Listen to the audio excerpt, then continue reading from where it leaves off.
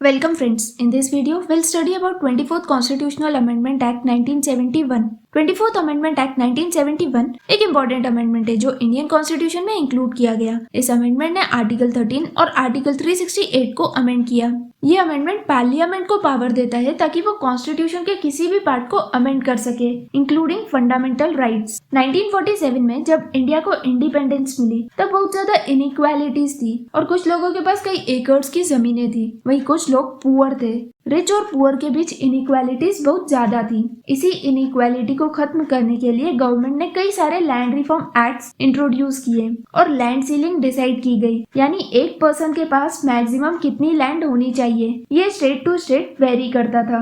इन्हीं में से एक था पंजाब गवर्नमेंट का लैंड रिफॉर्म एक्ट, जिसके अकॉर्डिंग पंजाब गवर्नमेंट ने गोलकनाथ ब्रदर्स की 500 एकर्स की जमीन को ले लिया था। इसी को गोलकनाथ ब्रदर्स ने article 19 clause 1 sub clause F यानी राइट टू प्रॉपर्टी, जो कि एक फंडामेंटल राइट था, इसके तहत कोर्ट में चैलेंज किया। 1967 में गोलकनाथ केस के डिसीजन के बाद सुप्रीम कोर्ट ने पार्लियामेंट की पावर को लिमिट कर दिया। अब पार्लियामेंट फंडामेंटल राइट को अमेंड नहीं कर सकती थी, लेकिन इंदिरा गांधी गवर्नमेंट का ये मानना था कि एक इगैलिटेरियन सोसाइटी बनाने के लिए और directive principles of state policy को इम्प्लीमेंट करने के लिए फंडामेंटल राइट को अमेंड करना जरूरी है। उस समय 90% पॉपुलेशन लैंडलेस थी, इसीलिए लैंड रिफॉर्म्स को लाया गया और राइट टू प्रॉपर्टी, जो कि एक फंडामेंटल राइट था, उसे रिस्ट्रिक्ट किया गया। गोलकनाथ केस की जजमेंट को रिवर्स करने के लिए साल 1971 में इंदिरा गांधी की गवर्नमेंट ने 24th अमेंडमेंट को इंट्रोड्यूस किया, जिससे पार्लियामेंट को ये पावर वापस मिल गई कि वो फंडामेंटल राइट्स को भी अमेंड कर सकती है। 24th अमेंडमेंट ने आर्टिकल 368 और आर्टिकल 13 को अमेंड किया।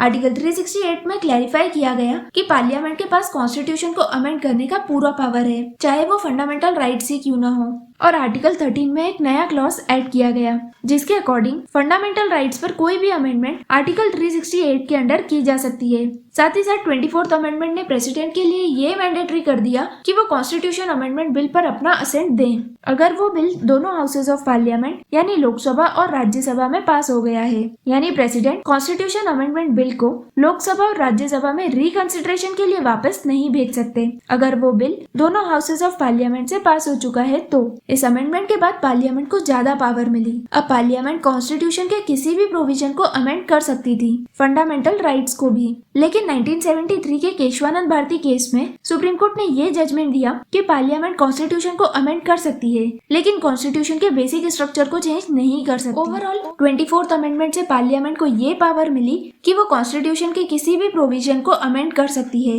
Including fundamental rights. पर यह डेमोक्रेसी के लिए डेंजरस हो सकता था, इसीलिए 1973 में सुप्रीम कोर्ट ने ये इंश्योर किया कि बेसिक स्ट्रक्चर डॉक्ट्राइन के थ्रू पार्लियामेंट की पावर लिमिटेड रहे और कॉन्स्टिट्यूशन के कोर प्रिंसिपल्स को कोई नुकसान न हो। 24th अमेंडमेंट का इम्पैक्ट लॉन्ग टर्म के लिए था, क्योंकि इसने पार्लियामेंट और जुडिशियरी के बीच एक बैलेंस बनाया।